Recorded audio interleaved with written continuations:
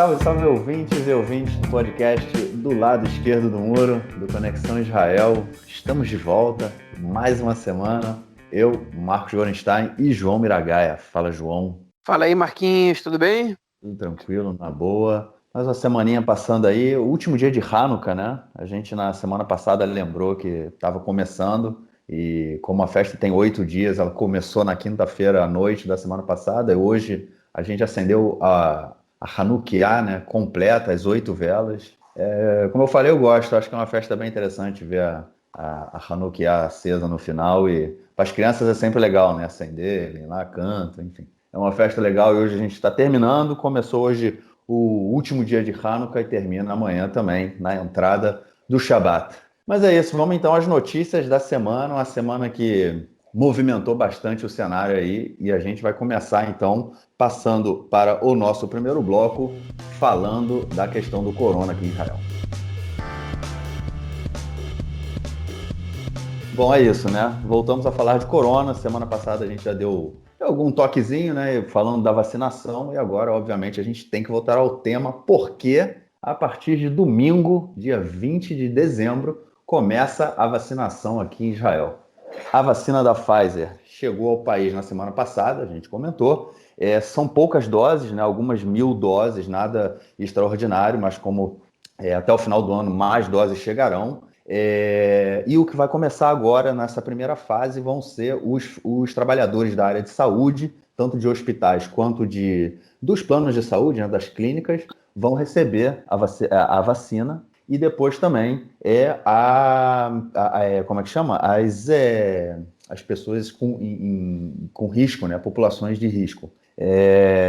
Idosos, pessoas com problemas de saúde, enfim, vão receber a vacina também em primeiro lugar. Está tendo uma campanha muito pesada por parte do governo, né? Porque essa semana também saiu que 50% da população não confia muito na vacina e não pretende se vacinar. Está sendo um debate muito forte aqui. E o governo tem feito como eu falei, tem investido pesado aí na divulgação para convencer as pessoas a tomarem a vacina aí nesse primeiro período, que é a forma mais eficaz de combater, né, a pandemia que está aí. Então, enfim, cenário movimentado, muita coisa acontecendo. Semana passada abriram novamente os shoppings, não houve restrição nenhuma em Hanukkah e a gente tem um aumento do número de pessoas doentes diariamente. Ontem o dia fechou em 2.800, hoje, até agora, a gente está gravando na quinta-feira, quase 10 horas da noite,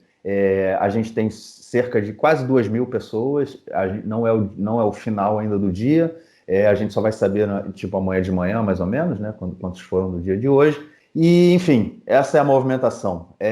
Começando aí a vacinação na próxima semana e o número de infectados crescendo. João, vem novas restrições aí ou é o fim da pandemia, como muitos já acham, cara? Não, vem novas restrições, sim. É uma bagunça, né? Porque existe uma pressão, né, do caso em branco para que o gabinete da Corona se reúna, mas o Netanyahu ele não está convocando reunião do gabinete da Corona. Na verdade, hoje teve uma reunião parcial, porque ela não contou com todos os membros, com o número de profissionais também foi restrito, mas eles estão falando em novas restrições, sim, fechar lojas e salões de beleza, voltar a fechar os shoppings e fechar as escolas nas cidades laranjas e vermelhas, né?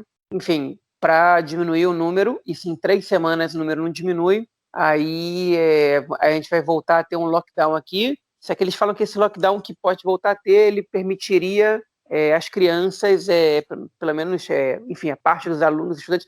O sistema de ensino não vai parar da mesma maneira que parou das últimas 2 vezes, o que faz a gente questionar se o lockdown vai ser efetivo ou não. A gente sabe que um dos principais pontos de contaminação são as escolas e creches, né? Eu agora estou novamente de quarentena por causa de uma professora da creche da minha filha que tá doente, né?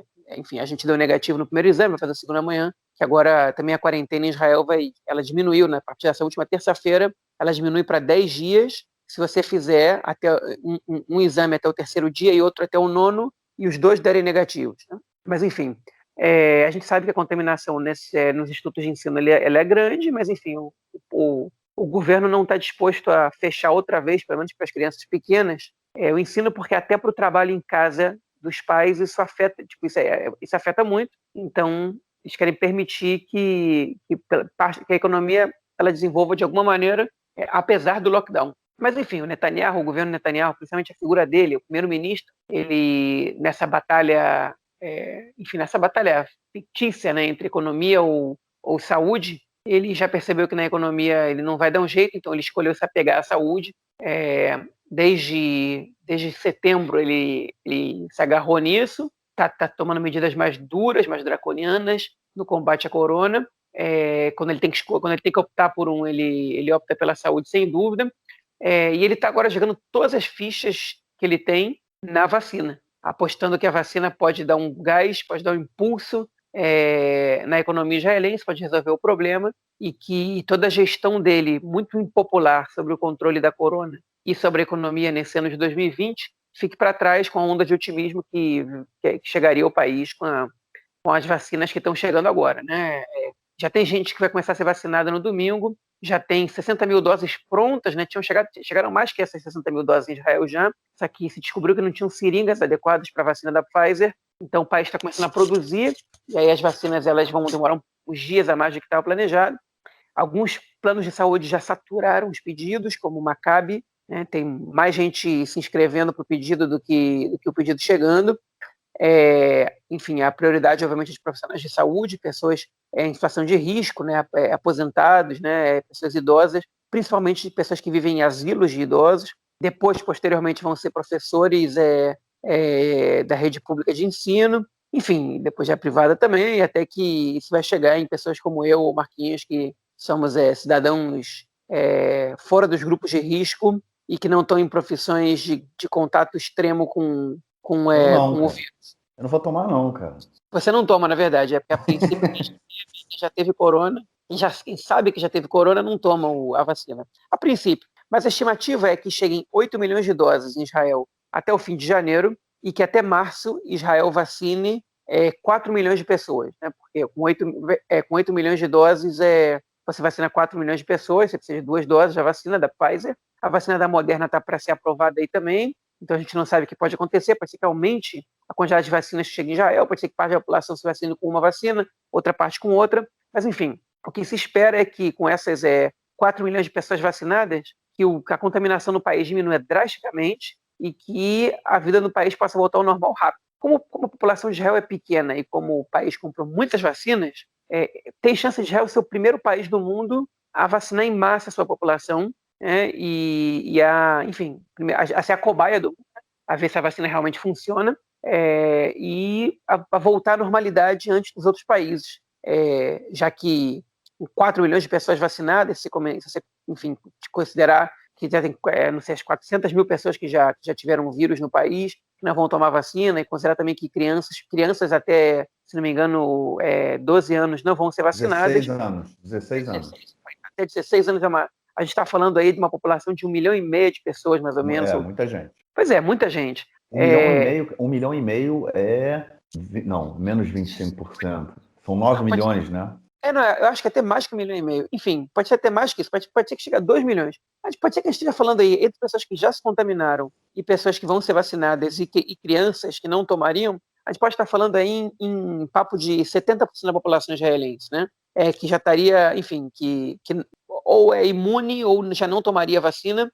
Ficaria faltando poucas pessoas relativamente para tomar vacina depois de março e realmente a gente sabe que com mais ou menos 60% da população imune ao vírus, ele tem muito pouco poder de transmissão pela sociedade, e aí é o que se chama, nesse caso, de imunidade de rebanho. Né? Então, enfim, Israel realmente, a gente para ser otimista, porque Israel conseguiu muitas doses da vacina da Pfizer, ainda que não tivesse convênio com essa vacina, com a Moderna, Israel tem convênio, o que facilita ainda mais. Israel está pagando um preço alto pelas vacinas da Pfizer. Né? O Netanyahu está apresentando isso como um grande feito seu, e a dúvida que paira é se Israel não pagou muito para ter essa vacina logo, ou se foi realmente os bons contatos políticos, que é o que ele diz que deram resultados para que Israel conseguisse essas vacinas ou não. Né? Se foi fruto desses bons contatos políticos, Hoje de manhã, quinta-feira, né, dia 18 de dezembro, o Moshe Bar Simantov, que era o diretor-geral do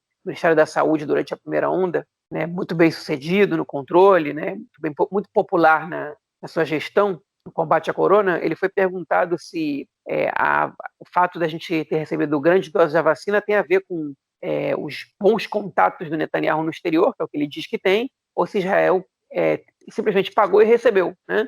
Não precisava de tantas doses assim, pagou e recebeu a quantidade que precisava. E ele disse o seguinte: eu não sei em relação à Pfizer, porque ele já estava distante do cargo do Ministério da Saúde há muito tempo, quando Israel acertou com a Pfizer. Mas em relação à Moderna, foi muito importante o contato político que o governo israelense estabeleceu com a empresa, que tem, enfim, que foi feito também por ele, pelo Ministério da Saúde, pelo Netanyahu. Foi um esforço múltiplo, contínuo de muita gente para que esse convênio fosse acertado, né? Enfim, então os convênios eles são frutos de acordos políticos e financeiros, né?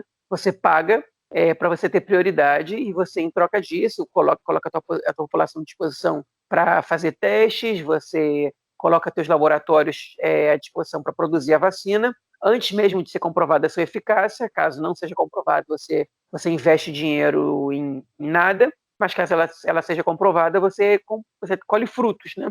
Israel deu um tiro certo com a Moderna e conseguiu um bom acordo com a Pfizer. Israel tem convênio ainda com outras vacinas, mas essas duas são as duas primeiras a serem aprovadas pela FDA lá nos Estados Unidos e enfim, pela Organização Mundial de Saúde, que já deu um parecer positivo. E alguns países já começaram a vacinação em massa, né? O principal deles é o Reino Unido, mas hoje se calcula que 200 mil pessoas já receberam a vacina da Pfizer no mundo, com consequências, com efeitos colaterais muito básicos, né? Que são 3 pessoas em 200 mil tiveram reações alérgicas muito fortes, né? Que é um número relativamente alto. Em geral, o número das principais vacinas do mundo é 1 a cada 500 mil, 3 em 200 mil é um número relativamente alto. Enfim, mas a questão é que, enfim, se a gente for comparar com o número de mortes por corona, 400 pessoas a cada 200 mil morrem por corona, né?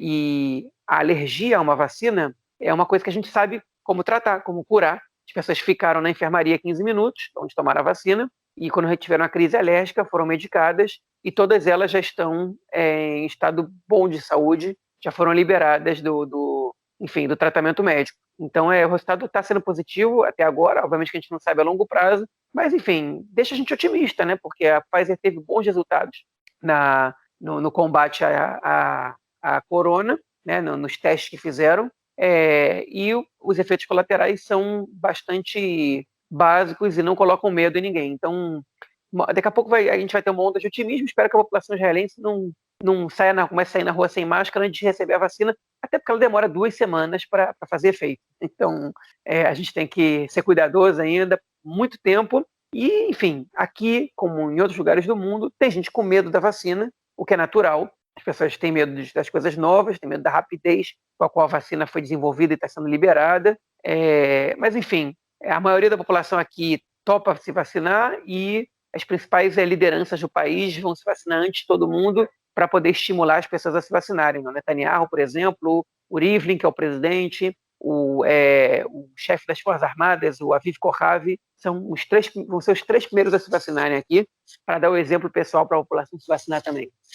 Enfim, então, a gente tem essas notícias das novas restrições, que são um banho de água fria, por um lado, um possível lockdown daqui a 3 semanas, mas, por outro lado, a gente tem a vacina chegando aí, e o otimismo agora é maior que o pessimismo em relação à corona.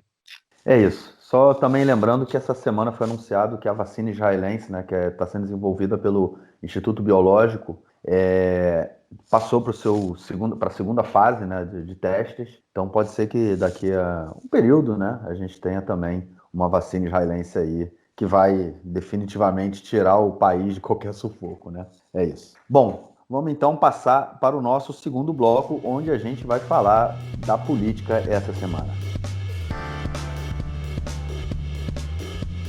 É isso, a gente comentou na semana passada da saída do Gideon Sa'ar, né, do Likud. Ele era vamos dizer, um rival, né, do Netanyahu dentro do partido, lutando pela liderança do partido, participou de prévias contra o Netanyahu no ano passado, onde ele perdeu por ele teve 28% ou 26% dos votos, e o Netanyahu teve o resto. Enfim, ele resolveu sair do Likud na semana passada e essa semana já começa para aparecer outros deputados, né, de dentro da coalizão e também alguns de dentro do Likud que se juntam a ele nessa nova empreitada. Ele é o deputado Tzvi Hauser, né, junto com o Yoaz Hendel, que eram dois deputados de um partido que fizeram parte do Azul e Branco, né, do bloco do Azul e Branco, e agora também fazem parte da coalizão. Enfim, e a deputada Chacha Bitton, que também batia de frente lá com o Likud e com o Bibi, né? Apesar de ser do Likud, ela batia de frente com o Bibi, ela era a líder, a chefe, né? A diretora, não sei como é que chama isso na verdade, que em hebraico a gente fala Yoshevet-Rosh, mas eu não sei como é que fala isso, a tradução, mas enfim, ela aí batia de frente com o governo em algumas restrições que o governo pedia na comissão do Corona, e isso causou muito mal-estar dentro do Likud. Ela agora sai, se junta ao Guidon Saar, e outras pessoas aí vêm se juntando, e ele vem crescendo bastante nas pesquisas também. João, será que é mais um caso aí de um meteoro na política israelense, ou o Guidon Saar vem para ficar e disputar a direita, cara? Então, na verdade, eu vou começar pelo nosso segundo ponto para a gente poder chegar no Guidon Saar, porque eu acho que é muito importante a gente entender a situação na qual ele lançou essa candidatura enfim, para entender o que isso representa agora e como ele pode estar num lugar muito bom ou muito ruim, dependendo do que acontecer nos próximos 5 dias, né? A gente comentou aqui na semana passada, a gente está comentando há muito tempo, desde agosto, na verdade, desde antes de agosto, né? Em agosto eles chegaram, enfim, a gente está comentando aqui há muito tempo nesse podcast que o Benny Gantz, ele ameaçou não aprovar, enfim, fazer o governo cair caso a gente não tenha orçamento bienal, né? Como foi combinado no acordo entre o Azul e Branco e o Likud, o acordo de governo que eles fizeram. E o orçamento ele tem que ser apresentado daqui a 5 dias. Daqui a 5 dias, né? Então, o Benny Gantz, ele surpreendeu o Likud quando há 2 semanas eles votaram a favor da primeira lei de dissolução da Knesset. Agora se faz 2 semanas, já estou perdido no tempo. Ficar de quarentena em casa não faz essas coisas na nossa cabeça. Mas, enfim, de maneira surpreendente, porque estava todo mundo esperando que ele ia esperar até a lei do orçamento para surpreender o Netanyahu, e ele, para votar contra o Netanyahu, ele de repente fez isso antes, né? E colocou o Likud contra a parede um pouco antes do tempo, porque eles não estavam preparados para isso até aquele momento. E aí, depois dessa votação, o Likud isso deu, na verdade, tempo para o Azul e Branco e o Likud começarem a entrar em negociações para que talvez não tenham eleições, né? E aí, o que acontece? As pesquisas começam a aparecer, né? O Guidon Saar, vendo que podia ter eleições, ele se antecipou, anunciou a saída dele do Likud, como a gente anunciou na semana passada aqui no podcast, e lançou o seu próprio próximo partido, que vai ser, o nome é Nova Esperança, e tem depois um nome complementar, vai ser chamado de Nova Esperança, de qualquer maneira. Anunciou o seu novo partido, né, que vai sair do Likud, e já se somaram ao partido dele essa semana os 2 rebeldes lá do Telem, que era o partido do Bugi Alon, que é um dos 3 partidos que faziam o Azul e Branco original. Enfim, eles foram rebeldes do Bugi Alon, se somaram criaram um partido novo, mas se somaram ao Azul e Branco nesse partido novo que eles fizeram, chamado Derech Eretz, e agora são rebeldes do Azul e Branco e se somaram ao Guidon Saar, né? Enfim, e aí a Elissa Bitton, como você falou, foi lá e se somou ao Guidon Saar também. Ela vai ser a número 2 do partido, com promessa de que ela vai ser a vice-primeira-ministra, né? E que ela vai ter poder de decisão em todas as nomeações de ministro junto do Guidon Saar, ou seja, que ela vai ser o número 2 com muito poder dentro do partido, uma vez que ela tem alguma popularidade. Enfim, então essa ida dela para o partido do Guidon Saar, para Nova Esperança, é uma aquisição popular. Então o Guidon Saar faz toda essa movimentação, aparece com 20 cadeiras na pesquisa que foi feita pelo Canal 12 essa semana, né? A gente comentou que na semana passada 3 pesquisas foram feitas, em 2 se podia formar um governo sem o Netanyahu e os ultra-ortodoxos, de acordo com as pesquisas feitas. Essa semana foi feita uma outra pesquisa. O Guidon Saar já disparava na frente do Bennett e do Lapid, para ser o favorito a ser o primeiro-ministro, caso não seja o Netanyahu. Tem um empate aí entre esses partidos que poderiam compor com o Guidon Saar, e o Likud, mais ortodoxos, mais Meretz, mais árabes, ou seja, metade está aí e a outra metade estaria num possível governo de centro-direita, ou seja, Guidon Saar aí deslanchando, e aí o Azul e Branco e o Likud começam a olhar para as pesquisas, e o Azul e Branco vê que tem entre 5 e 6 cadeiras nas pesquisas, o Likud vê que está podendo perder as eleições, e os dois entendem o quê? Que não está valendo a pena ir para eleições agora. os dois partidos seriam muito enfraquecidos, né? O Benny Gantz pode argumentar, alguém pode argumentar, mas o objetivo do Benny Gantz não era derrubar o Netanyahu? Então que ele vá para as eleições e derrube o Netanyahu. Pode ser, o objetivo dele pode ser esse, mas hoje ele tem 17 deputados, né? E se tem eleições ele fica com 6, ele tem que aí aturar 11 deputados aí insatisfeitos com a postura dele de convocar eleições assim e romper com o governo, né? Então, de repente, o Azul e Branco e o Likud começaram a entender que se tiver eleições, os dois partidos têm mais a perder do que a ganhar, e que eles podem tentar negociar, ficar no governo, esperar a vacina e crescer juntos. Então, o Likud estava exigindo do Azul e Branco que eles demitissem o Nissan Korn do Ministério da Justiça, que o Gantz desistisse de tentar aprovar de qualquer custo a lei do orçamento, que desistissem de nomear o novo fiscal do governo, enquanto o Benny Gantz estava dizendo para o Likud que tem que ter orçamento, que tem que legislar rápido, que vai ter rotação, que eles garantem ao Benny Gantz rotação por lei, como primeiro-ministro, e se tiver eleições, o Benny Gantz assume como primeiro-ministro no mesmo momento. Enfim, eles estavam brigando por isso. E aí, algumas fontes começaram a dizer essa semana que eles estão começando a entrar num acordo, ainda não chegaram a um acordo, mas parece que eles estão começando a entrar num acordo de prolongar o governo por 4 anos, não por 3, que o Netanyahu seria primeiro-ministro por 2 anos ou até 2 anos e meio, e depois o Gantz assumiria por 1 ano e meio, ou seja, prolongaria o tempo do Netanyahu, mas legislaria, né, passaria por lei a questão da rotação, que o Nissan Korn seria mantido como ministro da Justiça, que eles iam aceitar não só a nomeação do fiscal-geral da República, mas também do novo procurador-geral do governo, que é quem assumiria o lugar do Mandelblit, que é uma coisa que o Likud não abria mão até agora. Enfim, tudo isso para evitar novas eleições agora, que seriam muito problemáticas para os dois partidos. Ou seja, seria um acordo, a gente sempre escuta falar aquele acordo win-win, vitória-vitória, né? Os dois lados ganham. Nessa verdade, seria um acordo derrota-derrota, né? Porque os dois lados estão cedendo coisas que eles não queriam ceder. O Gantz está, enfim, dando mais tempo ainda para o Netanyahu ser primeiro-ministro, sem rotação.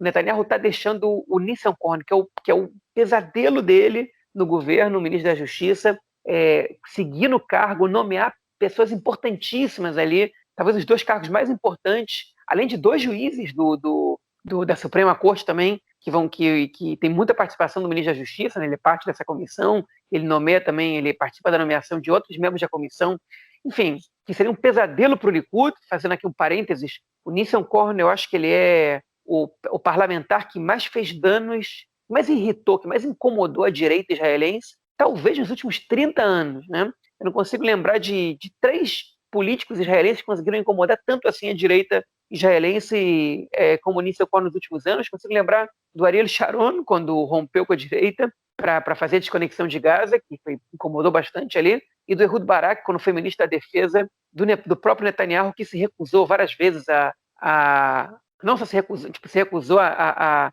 aceitar colônias ilegais e atuou ali para desmembrar colônias, enfim. Mas o Nissan Korn é uma dor de cabeça maior ainda, porque ele está dentro do governo, ele está brigando com todo mundo, ele não pode ser demitido, ninguém consegue mandar ele embora, né? É uma derrota para o Likud, mas não ajuda muito o Gantz, né? Ele não vai ser primeiro-ministro, não vai recuperar a popularidade dele, mas ele consegue manter um pouco dessa palavra aí e consegue manter sua base razoavelmente feliz. Quando eu digo sua base, eu não estou falando dos seus eleitores, os eleitores dele já abandonaram ele há muito tempo, eu digo dos seus deputados. Hein? Então, essa é uma informação que surgiu em todos os meios de comunicação. Hoje eu vi os 3 principais jornais de televisão, né? Fiquei selecionando as notícias de política e de corona, principalmente, mas o Amit Segal, que é um comentarista político do Canal 12, ele sugeriu uma situação que era o seguinte, o governo hoje, ele tem mais ou menos 70 cadeiras, né? Ele tem 74, mas passa a ser... na verdade, ele tem 70 cadeiras hoje, porque o Guidon Sar saiu, levou com ele 2 ou 3 pessoas do Likud, mas esses 2 caras aí do Derech Eretz, que eram do Azul e Branco, foram com ele, né? Mas tem um outro deputado que não está presente, o Bitan, como é o nome dele? O David Bitan, do Likud, está internado por causa de corona. O Amit Segal, ele colocou o seguinte, que mesmo que o Gantz e o Netanyahu eles entrem em acordo, para não ter eleições, nada garante que alguns membros do Likud não traiam Netanyahu para ir com Guidon Sar e que membros do Azul e Branco não digam para o Gantz, já basta, a gente quer eleições, ainda que eles com o risco de ficar de fora da Knesset convocando novas eleições. Okay? Porque, enfim, bem ou mal, eles estão, alguns ali sentem feito de palhaços, eles estão perdendo popularidade até para um futuro, né, pensando a médio e longo prazo. Ele está dizendo o seguinte, mesmo que eles entrem em acordo, pode ser que os próprios deputados do partido não entrem em acordo. A gente sabe que tem 11 ali no azul e branco que ficariam de fora da Knesset, mas também a gente sabe que tem 5 ou 6 ali que estariam dentro, mas pagando um preço muito alto, né? Perdendo ministérios importantes e tal, coisa que eles podem manter agora, mas também que eles podem, no futuro, compor uma outra lista, ir para o Yesh Atid, né? Se compor com o Guidon Sar. Então ele está sugerindo aí que esse acordo pode acontecer. Assim, muitos jornalistas estão dizendo aí que esse acordo pode acontecer, tem chance de acontecer, mas a Amit Segal jogou essa de que mesmo se esse acordo acontecer, não necessariamente isso vai resultar no que for acordado, né? E aí eu volto para a questão do Guidon Sar, que foi o que você me perguntou, e aí, o que vai acontecer? Guidon Sar apresentou o partido dele, apresentou o projeto dele, né? Não fala de Estado palestino, como a gente sabia, fala em incentivar o assentamento na Judéia e Samária, que é na Cisjordânia, assim como fala no Negev e na Galileia, né? Fala em economia liberal, enfim, típico partido de direita, tradicional do país, que está recebendo muito voto, inclusive gente de esquerda que só quer ver o Netanyahu fora do poder. Isso aqui ele lançou o partido dele antes de ver as eleições convocadas. Né? E, de repente, quando viram que ele é uma ameaça, tanto para o Azul e Branco quanto para o Likud, eles começaram a pensar que talvez não vale a pena ter eleições. Okay? E aí hoje alguns sugeriram até, enfim, o Amit Segal disse, o Likud negou, que o Likud chegou a oferecer para o Bennett 3 ministérios importantes para se livrar do Azul e Branco, hein? E para compor um governo de 61 cadeiras agora. E o Bennett teria recusado. Só que o Bennett recusa porque hoje ele caiu bastante. Tinha mais de 20 cadeiras há 3 semanas, agora ele tem só 12, 13. Mas é muito melhor do que as 5 que ele tem atualmente. Né? Então o Bennett hoje, ele prefere eleições, mas pode ser que as pesquisas de amanhã mostrem que tem mais eleitores do Bennett migrando para outros partidos da direita, tanto para o Likud quanto para o Guidon Sar. Então, a gente está... Enfim, o Guidon Sar, acho que ele saiu cedo demais, ele podia ter esperado a confirmação das eleições para poder lançar o partido dele. Enfim, timing é muito importante na política. Eu acho que ele cometeu um erro aí de timing, porque ele pode agora se ferrar nessa brincadeira, né? Ele vai ter que sair do partido, talvez tenha que ser demitido da Knesset. O Hauser e o Handel também se apressaram. O Benny Gantz já demitiu o Hauser do Ministério das Comunicações e está tentando tirar o Handler da presença da Comissão de Segurança e Relações Exteriores da Knesset. O problema é que ele não pode fazer isso sozinho, ele precisa da aprovação da própria comissão. E aí a Elisha Biton também pode ser retirada da comissão de Corona, né, pelo próprio Likud, porque eles estão abandonando o próprio partido, né, que foi quem colocou essas pessoas nessa posição, de repente, no meio da cadência. Então, assim, não vai ter eleições amanhã, a gente não sabe quando vai ter eleições. A gente sabe que ela está no ar, né, mas eles foram com muita sede ao pote, e aí, quando chegaram lá, né, perceberam que o pote não tinha água ainda. E agora eles estão esperando alguém encher o pote deles. E agora a gente tem que ver o que vai acontecer. Está aí um grande ponto de interrogação, né? Essa indefinição política. Eu não sei, eu acho que eu coloquei a situação de uma maneira meio complicada demais. Eu espero que o ouvinte tenha me entendido. É isso. Vamos então passar para o nosso próximo bloco, onde a gente vai falar de questões da justiça dessa semana. Depois de muita pressão, né, a gente vem comentando aí que vários cargos, né, que precisam da nomeação do governo, são nomeados pelo governo, estavam vagos simplesmente porque, de acordo com o acordo de coalizão entre o Azul e Branco e o Likud, precisa de um consenso para que essas pessoas sejam nomeadas, para que esses cargos, né, sejam preenchidos por alguém, e nada acontecia, vários cargos completamente vagos aí, e 2 semanas atrás, mais ou menos, a justiça determinou que o governo tinha que se mexer e nomear quem precisasse nomear, que não dava mais para ficar sem nomeação. E aí, essa semana foi a vez da nomeação do Kobi Shabetai como o novo Mafkal, o comandante-geral da polícia, né, de Israel. Né? Ele comanda aí vários regimentos, né, várias polícias diferentes, e ele era, até então, o comandante da Polícia de Fronteira, da Mishmar HaGvul. Gerou polêmica essa indicação, não gerou, João? Gerou porque esse cara, esse Kobi Shabetai, ele é um sujeito um pouco controverso, né? Ele era, enfim, o chefe da Polícia de Fronteira, que é a polícia que atua muito nos territórios, né? Na maioria das vezes, obviamente, com os palestinos, mas muitas vezes também com os colonos, né? E esse cara tem 3 polêmicas que são muito grandes, e hoje também no Canal 13, no jornal, fizeram uma reportagem sobre ele muito interessante, mas que me deixou um pouco apreensivo, né? Enfim, as 3 polêmicas dele são as seguintes. A primeira polêmica dele, né, é uma polêmica política. Ele foi escalado para combater um grupo de colonos do Nora Gvaot, né, a Juventude das Colinas, que é um grupo de terroristas, jovens terroristas radicais, judeus radicais, que fazem todo tipo de ação contra os palestinos, né, desde pichar muro até sabotar carros, urinar nos sapatos dos muçulmanos quando eles estão na mesquita rezando, até jogar coquetel molotov em casas de pessoas comuns, né? Enfim, num assentamento ilegal, né? Ilegal, eu digo, pela lei israelense, que a própria justiça israelense considerava ilegal, um grupo de colonos da Juventude das Colinas estava se manifestando e ele levou a polícia à fronteira lá para reprimir a manifestação. E foi a primeira vez na história que balas de borracha, balas de plástico, na verdade, foram disparadas contra judeus, né? Os palestinos eles estão acostumados a tomar isso. Inclusive, isso foi em 2011. Isso foi tema de um debate na Knesset, que o atual presidente da Knesset, o Yariv Levin, falou que é inaceitável que o armamento contra esse seja usado por uma população judaica. Né? Se esse comentário não foi racista, eu não sei o que é, mas enfim, só fechando parênteses. Não é um tipo de armamento que a gente vê sendo utilizado com frequência contra cidadãos israelenses, né? Ele liberou o uso disso naquele momento e ele foi muito criticado, abriram uma investigação e a resposta foi que ele tinha um efetivo de homens pequeno, que a situação estava complicada e ele liberou o uso porque ele não tinha outra situação para controlar a violência ali. Enfim, isso passou batido, né? Mas passou batido mais ou menos, tanto que hoje lembraram disso. Né? Ele é conhecido como um cara meio truculento, um cara da polícia que trabalhou com ele disse que se abrir o porta-mala do carro dele, você vai ver arma para fazer uma guerra civil no país. A quantidade de arma que tem lá, porque ele é um cara muito truculento e preparado para esse tipo de coisa. Mas ele também está envolvido em 2 casos de corrupção. Né?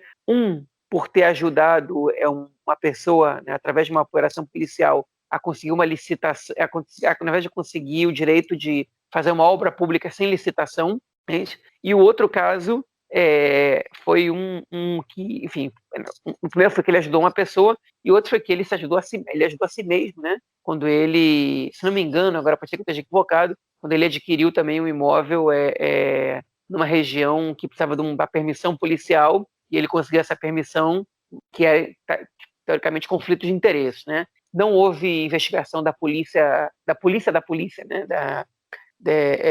Que é a polícia que investiga os próprios atos da polícia contra ele. Então, ele passou impune por essas 2 acusações, mas enfim, que são acusações bastante concretas e com evidências até. É até estranho que ele não tenha sido investigado internamente na polícia por isso. Né? Enfim, mas ele é um nome bastante controverso. Ele foi indicado pelo Amir Ohana, que é o ministro da Segurança Pública. Né? O Nissan Cohen, que é o ministro da Justiça, ele foi totalmente contra essa indicação. Ele disse que tem várias outras pessoas muito melhores que ele. O Amir Ohana claramente está indicando um chefe da polícia truculento que possa jogar no time dele. Alguns dizem que se ele está esperando que o Shabetai vá cooperar com algum político, ele está muito enganado, que o Shabetai é um cara muito independente. Mas, por outro lado, ele colocou um cara meio truculento, que é o que ele tem feito com a polícia ultimamente, o Amir Ohana. Né? E o Nissan Cohen ele bateu de frente, só que o Benny Gantz ele freou o Nissan Cohen e falou: a gente não vai criar obstáculo para isso. E o Benny Gantz ele podia dizer para o Likud: beleza, a gente aceita esse, se vocês pararem se vocês aceitarem a nossa indicação para fiscal geral do Estado. A gente falou sobre esse sujeito na semana passada, que é o cara que é acusado de 2 ou 3 vezes de abuso sexual, né? Iceman, se não me engano, é o nome dele. E o Benny Gantz também não fez isso. Ele não quis trocar. Ele falou: não, a gente vai ficar quieto nisso aí, vai deixar o Amir Ohana indicar o chefe da polícia. Enfim, foi uma indicação, no mínimo, polêmica. Eu diria perigosa, né? Um sujeito desse meio descontrolado e com acusações de corrupção é, no mínimo, perigosa. Pois é, ele é bem, como você falou, né? Ele é bem próximo aí do Amir Ohana e talvez isso tenha sido fundamental, né, para a indicação da polícia. O Amir Ohana, que inclusive essa semana numa entrevista também disse que ele é contra que a polícia seja politizada, né? E da mesma forma, não da mesma forma, de um lado oposto, outros candidatos aí que estavam que queriam ocupar esse cargo de diretor, de comandante-geral da polícia, disseram que já frearam o próprio ministro da Justiça em algumas tentativas de interferir no trabalho da polícia. Vamos ver aí o que vem pela frente com a indicação desse novo comandante da Polícia de Israel. Bom, vamos passar para a nossa próxima notícia aí no bloco da Justiça, que envolve a lei do Estado-nação, do Estado de Israel, né? Lei do. Eu nunca consegui. João, me ajuda, cara. Eu nunca consegui traduzir essa lei de uma A forma gente no Conexão correta. na época traduziu como Lei Nacional do Povo Judeu. Lei Nacional do Povo Judeu. É isso, que define Israel, né, como o Estado do povo judeu, né, e como o povo judeu como o único povo com direito a se autodeterminar aqui. É basicamente isso. E essa lei, quando ela foi aprovada em 2018, ela foi muito. É uma lei extremamente polêmica, sem sombra de dúvida, sofreu muita resistência, inclusive da população drusa, né, que vive aqui no Estado de Israel, que se sentiu não é menosprezada, né, é discriminada, né, porque eles falaram, nós drusos vivemos aqui, nós drusos servimos ao exército, somos cidadãos para tudo, porém, no momento em que vocês dizem que aqui é o Estado do povo judeu, vocês não nos colocam na mesma condição. Enfim, uma lei extremamente polêmica, né, que gera muita discussão, ela foi, como eu falei, né, ela foi aprovada em 2018 e essa semana ela foi utilizada por um escrivão de uma corte do norte do país em uma petição que foi feita por uma família árabe que vive na cidade de Carmiel, que estava pedindo reembolso para a prefeitura das viagens, né? Porque a família é árabe os pais mandam seus dois filhos para estudarem fora da cidade, porque não há uma escola de ensino árabe na cidade, né, em Carmiel. Então, o escrivão determinou que, de acordo com essa lei, né, a lei do Estado-nação, né, do povo judeu, essas crianças, a cidade de Carmiel é uma cidade judaica, né, então o pagamento, né, do reembolso contra a lei, e por isso a família não receberia o dinheiro. Obviamente gerou uma polêmica sem fim, né? É uma decisão extremamente polêmica, uma decisão extremamente complicada, e o próprio procurador-geral do governo, né, o Avihay Mandelblit, disse que a interpretação que foi feita da lei ela é uma interpretação errada. Bom, obviamente que isso vai chegar no Supremo, há grandes chances do Supremo derrubar, né, essa interpretação que foi feita pelo escrivão, porém, a lei, né, que coloca parte da população do país em um status diferente, ela começa a ser utilizada perigosamente, não é isso, cara? Muito perigosamente. Esse era um dos receios dessa lei. Inclusive, a deputada Meredith Tamar Zandberg disse, olha aí, os que falaram que essa lei não tinha efeito prático, que era tudo simbólico, olha aí o efeito prático dessa lei, né? Enfim, esse era um dos perigos, a palavra igualdade não aparece na lei, né? Que algum juiz possa fazer uma interpretação desse tipo, e, enfim, no caso quem fez foi um Rasham, né? Que é um interpretador da lei com status um pouco Um mais limitado. escrivão. Escrivão? Essa então é a É, tradução? Pois é, que Rasham muitas vezes eles operam no Beit Mishpat Shalom, que são os tribunais mais pequenas regionais, causas. nas causas, exatamente. E que, enfim, a gente até consultou aí o Marcelo Treisman, o Marcelão aqui do Conexão Israel, que é advogado, e ele falou que acha que tem certeza que na Suprema Corte isso vai cair, que não dá para dar sustentação, porque esse argumento ele vai contra uma outra lei básica em Israel, né, que é a lei dos direitos humanos, né, que é, enfim, que é a lei básica dos direitos humanos, que não foi revogada pela lei nacional, então que com certeza quando isso chegar na Suprema Corte, na mão de qualquer juiz ele falou isso, vai cair na Suprema Corte com certeza. Gente, mas é uma prerrogativa, né? Essa é só a primeira vez que isso aparece e isso dá força para que outras pessoas interpretem a lei dessa maneira. Agora, é importante a gente colocar algumas coisas, contextualizar um pouquinho a situação. Tá? Carmiel é uma cidade que fica no Galil, né, na Galileia, aqui, tipo, no norte de Israel, né? Norte, eu diria. Carmiel, na verdade, é bem na divisa entre a Galileia ocidental e a Galileia, enfim, média, né? No meio do meio da Galileia. Era uma cidade árabe, tinha outro nome também que era parecido com Carmiel, e ela, enfim, a maioria da população árabe que estava ali na Guerra de Independência saiu dali por várias razões, expulsão, saída voluntária, enfim, por várias razões, e o governo de Israel, nos primeiros anos, quem escuta o podcast lá do Marquinhos, nos Anais da Medina, já escutou bem parte dessas histórias, nos primeiros anos, tinha uma política de judaizar a Galileia, o Negev, né, e também as estradas que vão entre Tel Aviv e Jerusalém. Existe, inclusive, até uma palavra em hebraico para isso, que é Leit Yaed, né, que é se judaizar, mas não é no sentido de se converter, é de levar a população judaica, né, Leiaed, Yaed é se judaizar, Leiaed, a região, e Carmiel foi um dos pontos escolhidos pelo Estado naquele momento para levar a população judaica, para equilibrar a população judaica com a árabe no norte do país, onde vive a maioria da população árabe do país, né, ali na Galileia principalmente. Então, hoje em dia, a população de Carmiel ela é só de 6% de árabes. E os outros 94%, a sua grande, imensa maioria, são judeus, e não tem nenhuma escola árabe lá. Né? E o argumento desse Rasham, desse escrivão, é um argumento racista, né? Que é o seguinte: Carmiel é uma cidade construída para ser uma cidade judaica, foi o que ele colocou, não é mentira, né? O objetivo era esse, mas não feito, não imposto por uma lei, sim por uma política de habitação, né? Mas enfim, uma cidade construída para ser uma cidade judaica, e se você dá para essas crianças árabes a devolução do dinheiro do transporte, você incentiva que árabes vão viver em Carmiel, colocando em risco o caráter judaico da cidade. Né? Ou seja, você priva a população árabe de um direito básico, que é o direito ao transporte público para receber educação básica, que é garantido a toda a população, por causa do risco da população judaica se tornar minoria. Isso no momento que a população judaica ela passa dos 90% da população da cidade. Ou seja, se incentiva moradores árabes que vão viver no lugar. Né? Chega a ser absurdo, né? Que você limita uma política pública com um argumento racista, né? Com argumentos que você não pode permitir a população árabe de viver naquele lugar. Né? Não existe nenhuma lei em Israel que proíbe a população árabe de viver em nenhum lugar do país. Né?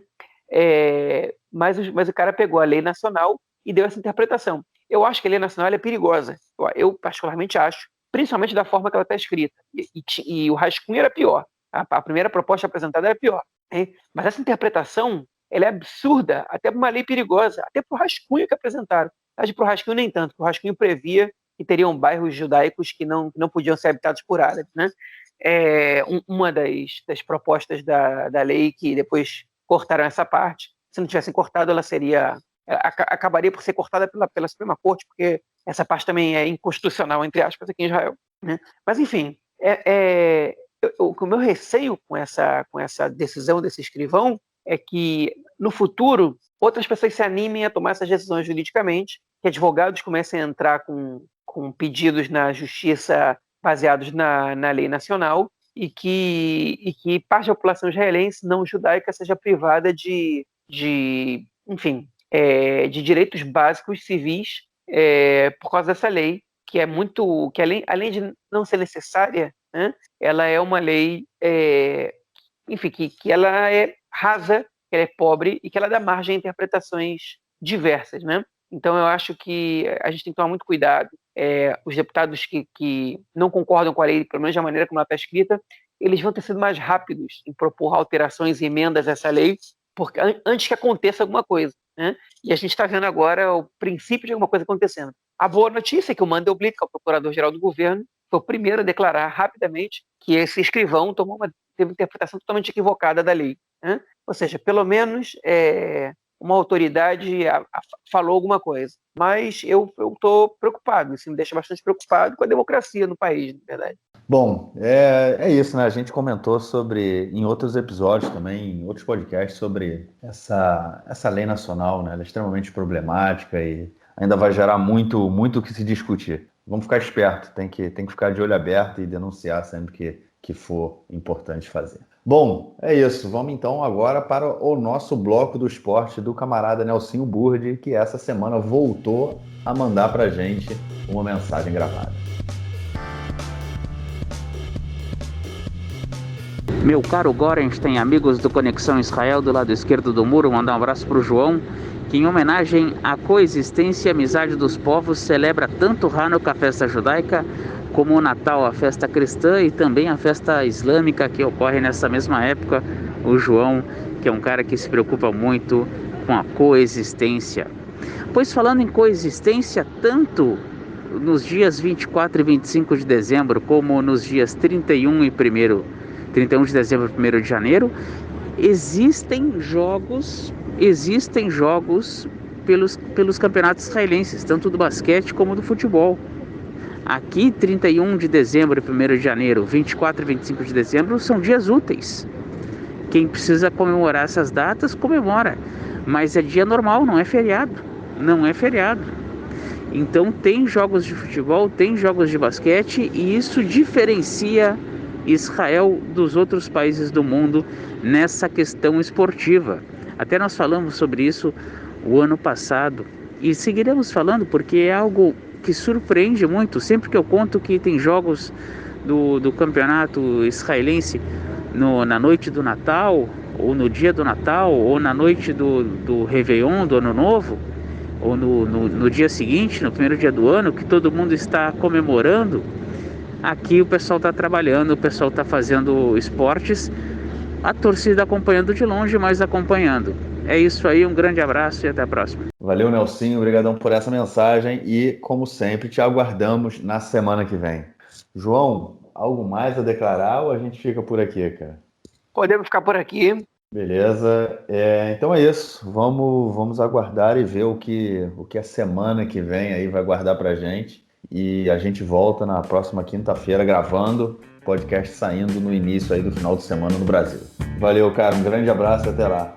Falou, um abraço. Tchau, tchau.